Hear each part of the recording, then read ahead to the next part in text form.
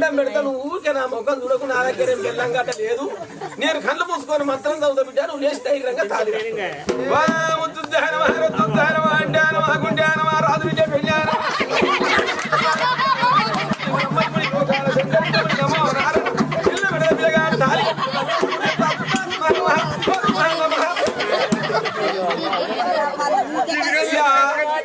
నేను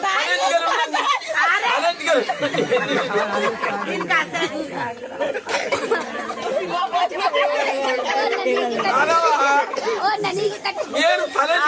పెళ్లి చేసిన కానీ ఇంత కరెక్ట్ ముహూర్తంలో తారే చక్కెర కరెక్ట్ ముహూర్తంలో 3 ముళ్ళు వేసినావు